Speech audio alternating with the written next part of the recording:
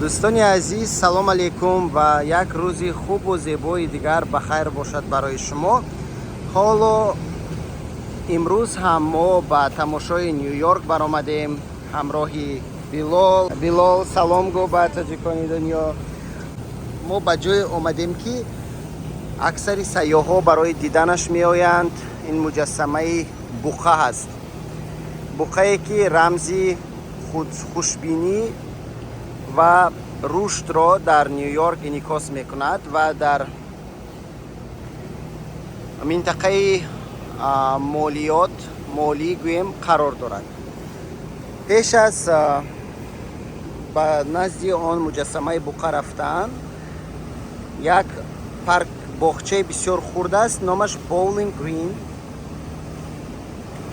the first public park to be established in New York, March 12, 1733.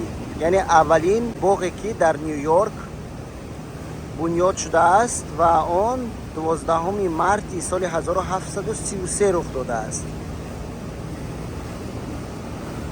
خب این پارک خیلی خرد است و یک فواره دارد. این فواره به من میدان اپرا و بالت را به خاطر آورد. زیبای و سبز و همان فواره‌ای که با جوش و خروش دل آدم میره باید. خب در اینجا آدمان استراحت میکنند. یک پارک بسیار سبز و بسیار خوب و بسیار راحت کننده است. عصبای آدم آرام میکند. و این گل‌های ببینید، گل‌های سبز و سرخ مثل گل‌های شام و سحر. برآمدگاه این باغچه راست ما را میبرد به نزد همان مجسمه بقا. دوستان عزیز، یک چیز را اهمیت دهید. کلان سالان در اینجا با همین راهروها راه میگردند. این برای احتیاط است. با فکرم وقتی که از عصای باریک دیده همین راهروها خیلی راحت و بی خطر هستند و من بسیار افسوس میخورم که همین دیر فهمیدم و با پدرم از همین راهروها رو خیلی دیر روان کردم، چون که خودم هم دیر به امریکا اومدم و اون کس به یاد میارم که چقدر با همون عصا عذاب میکشیدند. راهروها برای آدمان کلانسال خیلی راحت است. اگر فرزندانتون در امریکا هستند، حتما خواهش کنید که به شما همین گونه راهروها برای کلانسالان فرستد اگر راه گشتن برای شما دشوار است. خوب دوستان عزیز، این بقا هست، بقای نامی.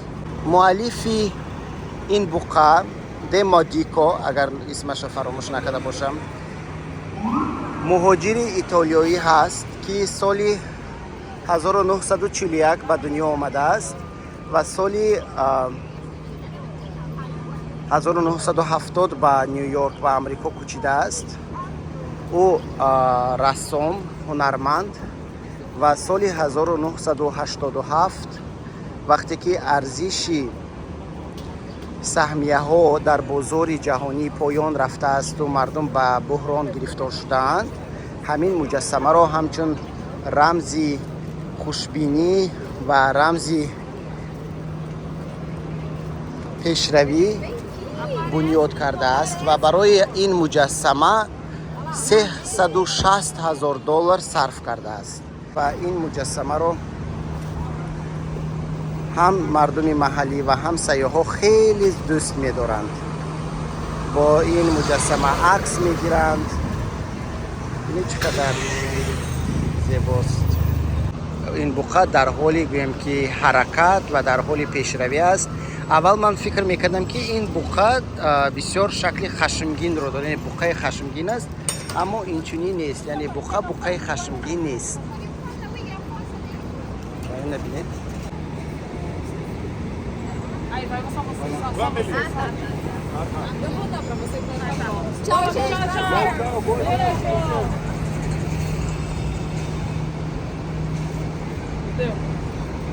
Hello, I have a question for you. My question is, why tourists take a picture and touch the ball of the bull? To It's a tradition. They say that we earn money doing that. What do you think? Do you believe in this tradition? He doesn't speak in English. Oh, you can translate him. Yes. Perguntou se você acha que acredita nisso. Fala yes. Yes, yes. We agree. Wish you all the best. Where are you from? Brazil. What's your name? Lara. Lara? Nice to meet you. Welcome to New York. سیاح‌ها باور دارن که اگر همون تخم‌های یا مایه بقره را دارند آنها ثروتمند میشوند و پیشرفت میشوند. از کجا این رسم پیدا شده است من نمیدونم.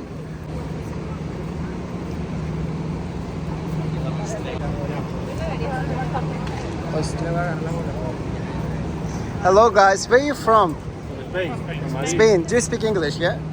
So.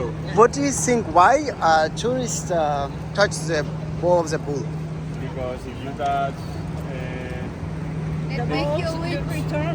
you're rich, you will be rich. Yes. Do you believe in this tradition? No, but why not? Yeah, maybe. Maybe. و اینجا سیاح‌ها خیلی زیاد در اینجا جمع شدند که با بقره عکس گیرند. و این مجسمه بقره دومین مجسمه معروف در نیویورک است. دوستان گرامی قدر این منطقه فاینانشال دیستریکت نام دارد و در این منطقه بیشتر آثارخانه ها و همچنین دفتر بانک ها، شرکت های سهامی یعنی فروش استاک ها قرار دارند و همچنین در این نه کمی دورتر از اینجا بناهای سود و بناهای معموری هم هستند. یکی از منطقه های قیمت ترین در منهتن فاینانشال دیستریکت میگویند و من شنیده بودم که آنهایی که در اینجا کار میکنند آنها معاشی تا $500,000 $800,000 $1,000,000 سالانه و از این زیاد داشته میتوانند. خدا کند که بچه های عائله های تاجیک هم در همین گونه دفترهای کاری با نفوذ کار کنند و وطنشان فراموش نکنند، ملت خودشان فراموش نکنند، هموطنهای خودشان فراموش نکنند. میگن که به مرتبه های بلند رسیده هویت خودشان فراموش نکرده، برعکس برای رشد جمعیت تاجیکان در امریکا و جهان و رشد خود تاجیکستان از نظر مالی مساعدت کنند.